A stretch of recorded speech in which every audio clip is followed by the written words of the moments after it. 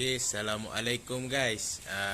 Hari ini sekarang saya baru lepas solat asar. So, saya akan tunjuk kat korang salah satu tokoh, yang bernama Bahauddin. Okay guys. Okay guys, sebelum tu nama saya adalah Muhammad Diauddin bin Abdul Karim, pemegang nombor matrik 052214.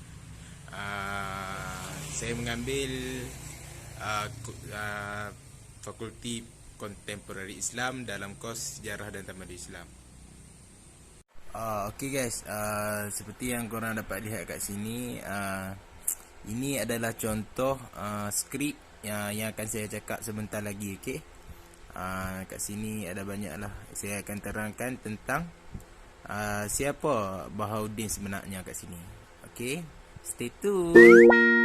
Okay guys, siapa sebenarnya yang saya nak bagi tahu kat korang ni? Okay, nama sebenar yang tokoh yang saya akan bagi tahu ni adalah Bahauddin. Nama sebenar tu, nama gelaran nama sebenarnya adalah Bahauddin Ibnu Rafi Ibnu Shaddad.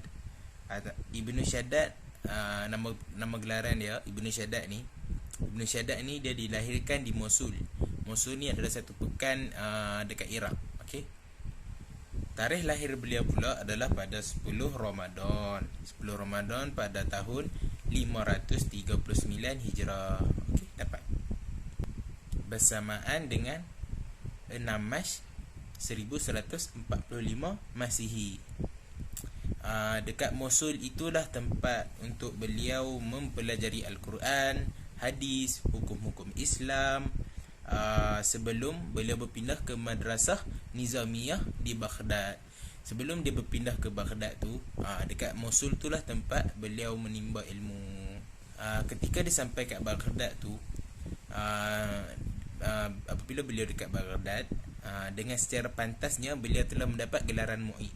Mu'id tu adalah seorang penolong profesor. Seterusnya sekitar dalam tahun 1173 Masihi, beliau kembali semula ke Mosul. Apabila beliau telah kembali, beliau telah memegang pangkat sebagai mudarris, iaitu profesor. Okey, yang 4 ni penting. Setelah Bahauddin ni menunaikan haji, setelah beliau menunaikan haji pada tahun 1188 Masihi, Ibnu Shaddad ni, Bahauddin ni, dia telah dipanggil oleh Saladin. Saladin ni dia telah baca dan dia telah terkesan. Maksudnya dia feeling lah dengan tulisan yang ditulis oleh Bahauddin ni. Okey, lepas tu Bahauddin ni ditarik oleh Saladin untuk menjadi pegawai secara tetap, iaitu dengan melantiknya sebagai Khadi Al-Askar, iaitu seorang hakim tentera. Apabila beliau ditarik oleh Saladin, maka beliau telah menjadi nama besar dalam pegawai tentera Saladin ni. Beliau telah menjadi saksi mata di pengepungan. Dulu ada peristiwa pengepungan Acre dengan peperangan Asuf. Kat situ beliau menjadi saksi mata lah.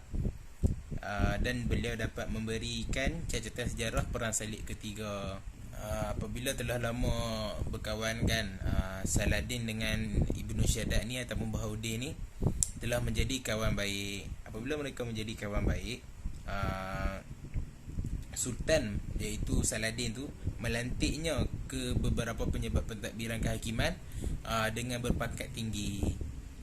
Walaupun berpangkat tinggi, Ibnu Shaddad tu dia tetap dipercayai dan menjadi teman yang baik oleh Saladin. Selain menjadi pegawai tertinggi, beliau juga telah menjadi penasihat utama untuk Sultan. Lepas tu setelah lama waktu berlalu, Sultan Saladin ni meninggal. Lalu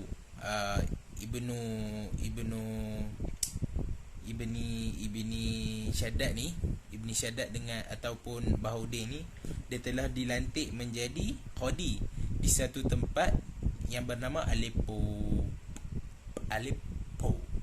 Seterusnya kita ke seterusnya. Yang seterusnya adalah karya.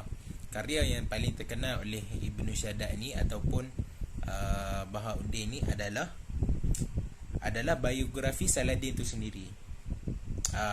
Beliau menulis karya tersebut berpandukan pemerhatian peribadi. Okay.